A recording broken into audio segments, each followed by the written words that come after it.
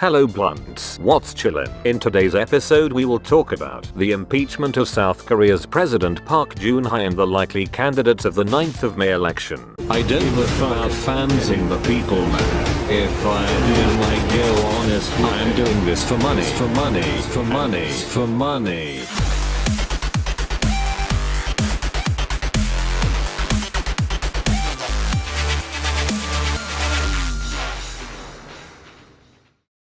A South Korean court removed the president on Friday, a first in the nation's history, rattling the delicate balance of relationships across Asia at a particularly tense time. Her removal capped months of turmoil as hundreds of thousands of South Koreans took to the streets week after week to protest a sprawling corruption scandal that shook the top echelons of business and government. Park Geun Hye, the nation's first female president and the daughter of the Cold War military dictator Park Geun Hye, had been an icon of the conservative establishment that joined Washington in pressing for a hard line against North Korea's nuclear provocations. Now, her downfall is expected to shift South Korean politics to the opposition, whose leaders want more engagement with North Korea and are wary of a major confrontation in the region. They say they will re-examine the country's joint strategy on North Korea with the United States and defuse tensions with China, which has sounded alarms about the growing American military footprint in Asia. Ms. Park's powers were suspended in December after a legislative impeachment vote, though she continued to live in the presidential Blue House, largely alone and hidden from public view, while awaiting the decision by the Constitutional Court. 8 justices of the Constitutional Court unanimously decided to unseat Ms. Park for committing acts that violated the Constitution and laws throughout her time in office. Acting Chief Justice Lee Jung-mi said in a ruling that was nationally broadcast. Justice Lee said, "Ms. Park's acts betrayed the trust of the people and were of the kind that cannot be tolerated for the sake of protecting the Constitution."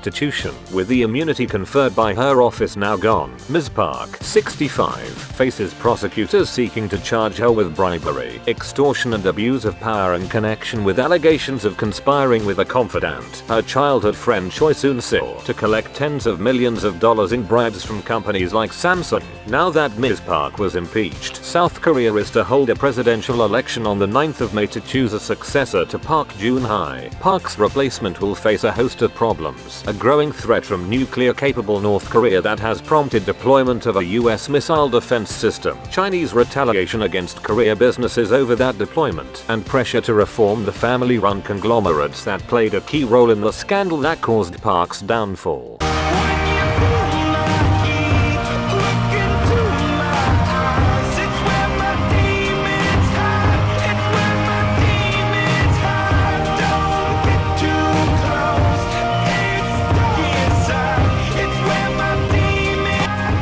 Following is an introduction to the leading candidates and their positions on main issues. Moon Jae-In.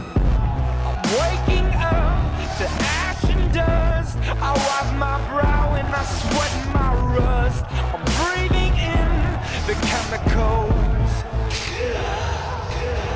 The 64-year-old former lawmaker and ex-leader of the main opposition Democratic Party lost to Park in the 2012 election by 3 percentage points. Moon favors a delay in deployment of the US THAAD missile defense system, saying the next government should make the final decision and parliament should approve it. He has called for the need to embrace and be united with the people of North Korea, adding he could never accept its dictatorial regime or its trampling of rights. He has also pledged to get tougher on the conglomerates, saying they need reform. Moon has been at the top of polls, registering 32% in the latest one released by Gallup Korea on Friday. The polling company is not affiliated with US-based Gallup Incorporated and HEE-JUNG.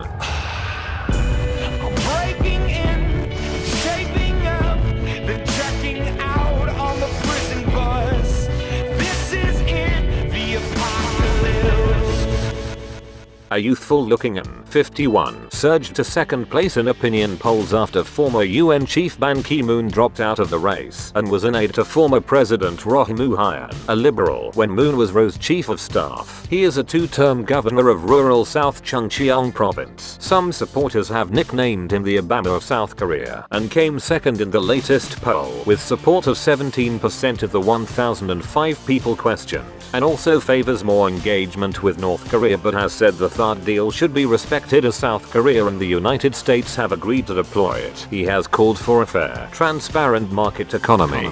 CHEOL-SOO.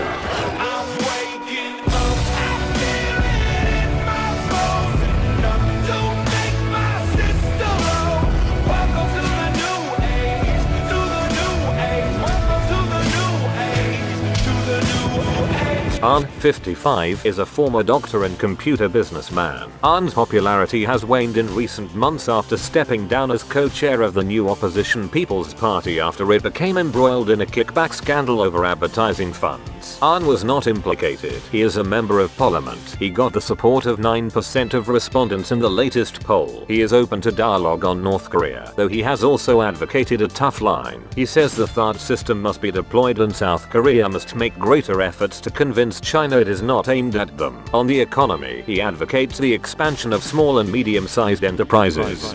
Lee JAE-MYUNG. From inside, wake it up. To the new age, welcome to the new age, to the new age. 이상한 사람들에게 통째로 던져버린 걸 우리는 용서할 수 없습니다, 여러분!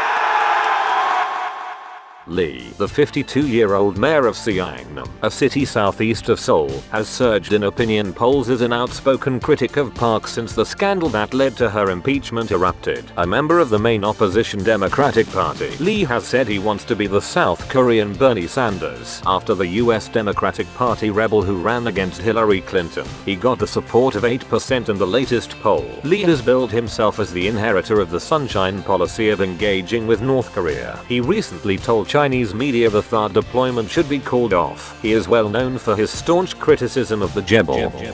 This is all. I will make another video next month with updates on this election. Bye. 인사드리겠습니다. 저기 멀리 변방 성남에서 온 이재명 시장입니다. 인사드리겠습니다. 대한민국은 민주공화국입니다. 국민이 나라의 주인이고 모든 권력은 국민으로부터 나오고 대통령은 나라의 지배자가 아니라 국민을 대표해서 국민을 위해 일하는 모습이요 대리인일 뿐입니다, 여러분. 그런 그가 마치 지배자인 양 여왕인 양 상황 순실이를 끼고 대한민국을 민주공화국을 우롱하고 있습니다. 국민이 지금까지 대통령이 저질러온 온갖 부패와 무능과 타락을 인내해왔습니다. 300명이 죽어가는 그 현장을 떠나서 어딘지 알 수 없는 곳에서 7시간을 보낸 사실도 우리가 지금까지 참아왔습니다.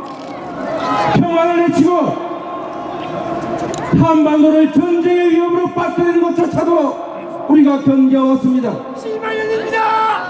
국민의 삶이 망가지고 공평하고 공정해야 될 나라가 불평등하고 불공정인 나라로 떨어질 때도 우리는 견뎌왔습니다. 그러나 그 대통령이라는 존재가 국민이 맡긴 그 위대한 통치 권한을 근본도 알 수 없는 무당의 가족에게 그 이상한 사람들에게 통째로 던져버린 걸 우리는 용서할 수 없습니다, 여러분!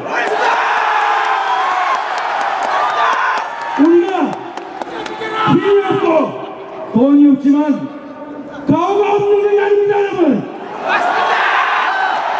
우리는 나라의 주인이고 박근혜의 월급을 주고 있고 박근혜에게 그 권한을 맡긴 이 나라의 주인입니다, 여러분. 박근혜는 이미 국민이 맡은 무한 책임져야 될 그 권력을 근본을 알 수 없는 저작거리 아재자에게 던져주고 말았습니다. 박근혜는 이미 대통령으로서의 권위를 잃었습니다. 박근혜는 이미 이 나라를 지도할 기본적인 소양과 자질조차도 전혀 없다는 사실을 국민 앞에 스스로 자백했습니다, 여러분. 박근혜는 이미 대통령이 아닙니다. 즉각 병식적 권력을 버리고 하야해야 합니다. 아니 사퇴해야 합니다.